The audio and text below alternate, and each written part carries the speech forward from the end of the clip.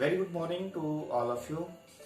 Myself Manoj Kumar Sharma +1 commerce section के accountancy subject की इस ऑनलाइन क्लास में आज एक बार फिर आपका स्वागत है।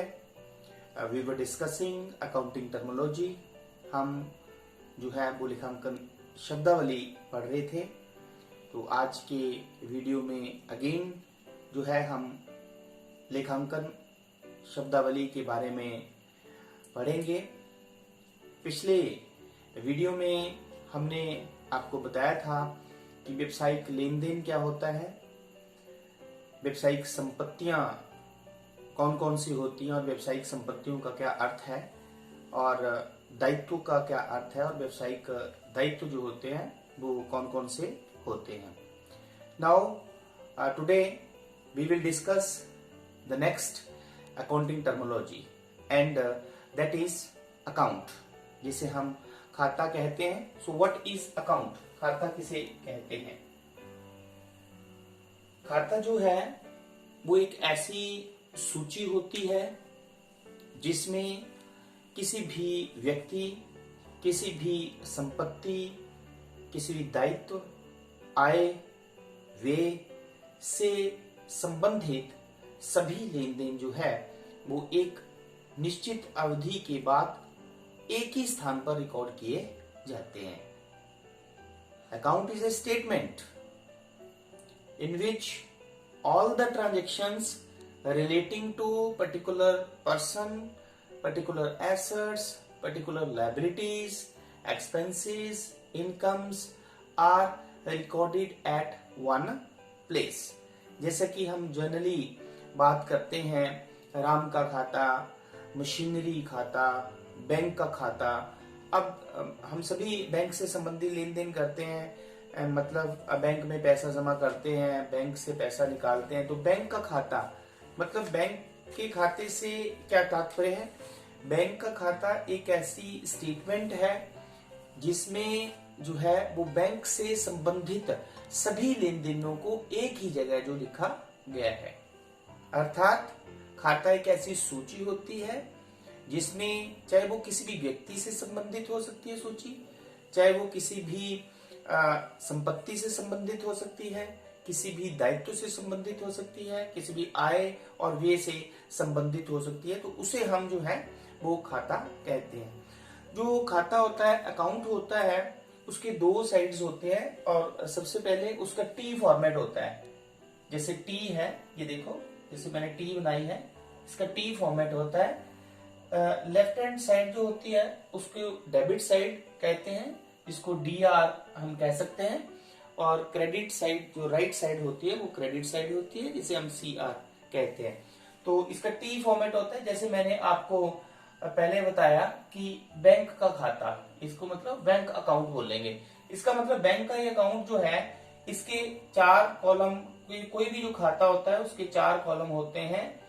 डेट का कॉलम होता है, पर्टिकुलर का कॉलम होता है, लेजर फोलियो होता है और अमाउंट का कॉलम होता है। ओके, उसी तरह ये क्रेडिट साइड भी जो है वो 4 कॉलम होते हैं, डेट, पर्टिकुलर्स और देन लेजर फोलियो और फिर अमाउंट का कॉलम होता है। ठीक है, ये 4 कॉलम जो है वो डेबिट साइड में होते हैं और 4 कॉलम ही क्रेडिट साइड में होते हैं। क्लियर? तो ये जो खाता है, ये जो हम पढ़ रहे हैं, ये क्या है? ये एक ऐसी स्टेटमेंट है, बैंक अकाउंट एक ऐसी स्टेटमेंट है जिसमें एक निश्चित अवधि के सारे लेन देनों को एक ही जगह पे लिखा गया है। तो जब हम कभी भी बात करते हैं बैंक का खाता है, तो उसका मतलब बैंक के खाते से अभिप्राय है कि बैंक एक ऐसी स्टेटमेंट जिसमें बैंक से संबंधित सभी लेन देन लिखे गए हैं। जैसे मशीनरी का खाता, तो मतलब मशीनरी से संबंधित सभी लेन देन जो है वो उसमें लिखे गए हैं।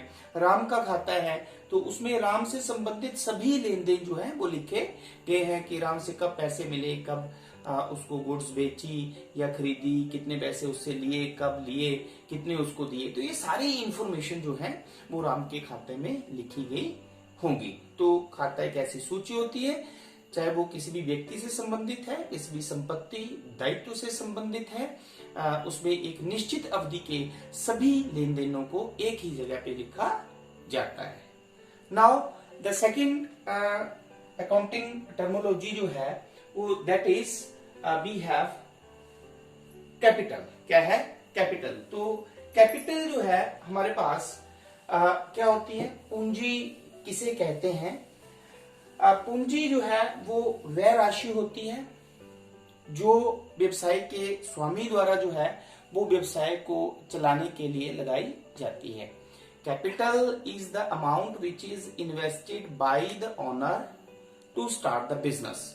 कैपिटल वह राशि होती है जो व्यवसाय में नकदी के रूप में भी लगाई जा सकती है, गुड्स के रूप में भी लगाई जा सकती है और संपत्तियों के रूप में भी लगाई जा सकती है। तो मीन्स वे राशि जो व्यवसाय को शुरू करने के लिए जो लगाई जाती है उसे कैपिटल कहा जाता है। जैसे हम कोई बिजनेस स्टार्ट करते हैं, मान लो 2 लाख रुपीस का हम स्टेशनरी का बिजनेस शॉप हम ओपन करते हैं, तो 2 लाख रुपए हम उसमें लगाते हैं। तो जो 2 लाख रुपए हुआ वो हुई व्यवसाय की कैपिटल। कैपिटल मीन्स वह राशि जिससे व्यवसाय शुरू किया जाता है। अब ये जो कैपिटल होती है वो गुड्स के रूप में भी लगाई जा सकती है, कैश के रूप में भी लगाई जा सकती है, संपत्तियों के रूप में भी लगाई जा सकती है। तो capital is the sum total value which is invested in the business to start the business. ये कैपिटल जो है हमारे पास 3 तरह की होती है। Capital is we have for 3 type. Fixed capital जिसे हम बोलते हैं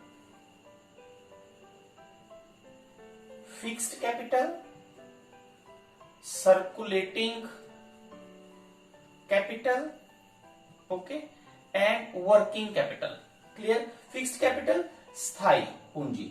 अब स्थायी पूंजी, फिक्स्ड कैपिटल पूंजी का वह भाग, स्थायी पूंजी पूंजी का वह भाग होती है जो स्थायी संपत्तियों में विनियोजित की जाती है। मतलब 2 लाख रुपए का हमने मान लो बिजनेस शुरू किया है, तो 2 लाख रुपए में से जितने रुपए की हम स्थायी संपत्तियां, हमने पिछले वीडियो में आपको बताया कि स्थायी संपत्तियां कौन कौन सी होती हैं, मशीनरी हुई, भवन हुआ, तो ऐसी पूंजी का ऐसा भाग जो स्थायी संपत्तियों को खरीदने के लिए विनियोजित किया जाता है उसे हम कहते हैं फिक्स्ड कैपिटल।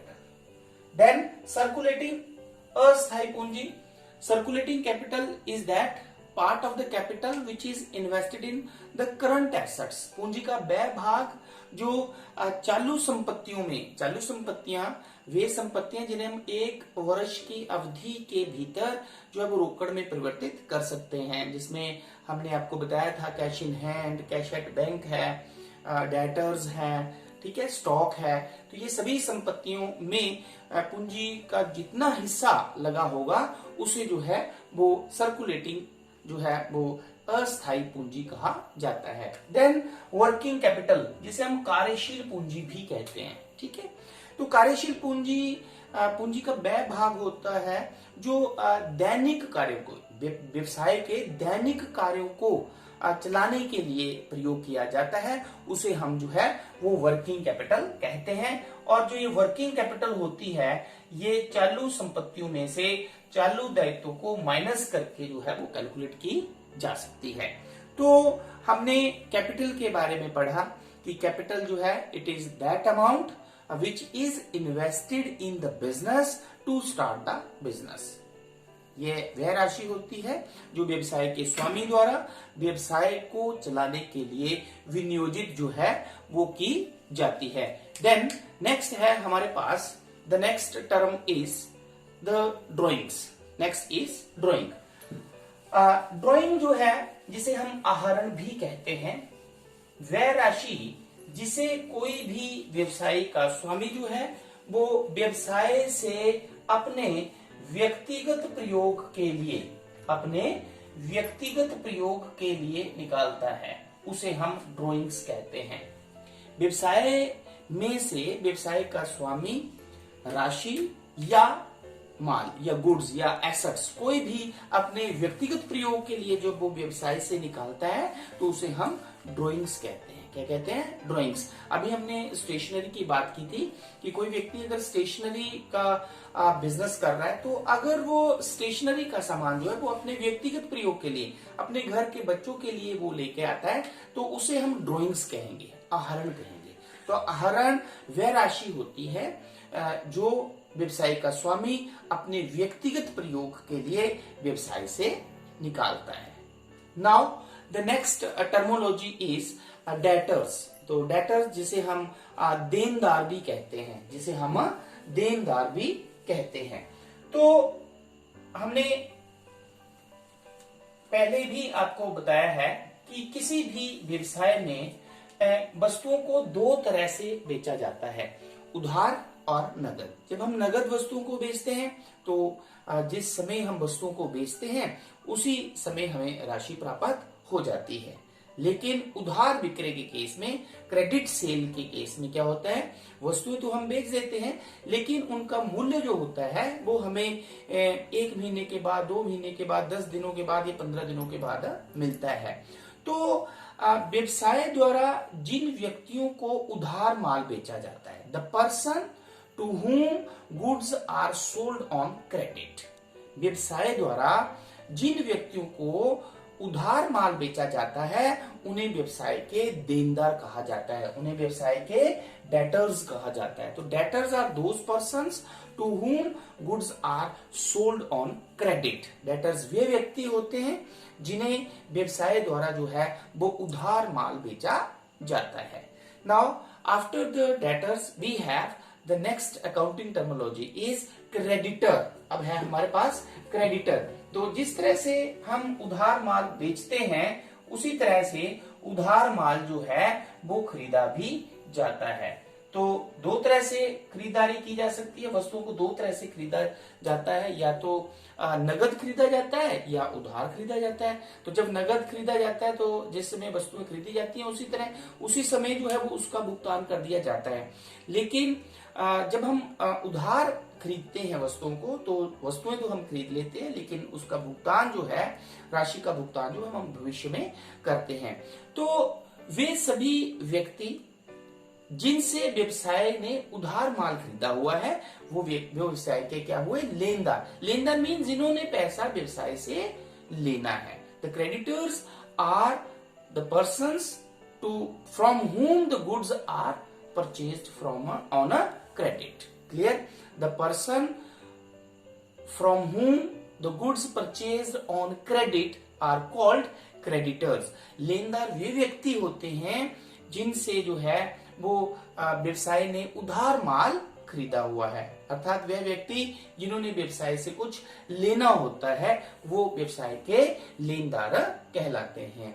तो इस तरह से आज के इस वीडियो में हमने जो है वो खाते के बारे में, देन पूंजी के बारे में, और फिर डेटर्स के बारे में, क्रेडिटर्स के बारे में और ड्राइंग्स के बारे में पढ़ा। तो आई होप ये कंसेप्ट आपको समझ में आ गया होगा। Thank you very much.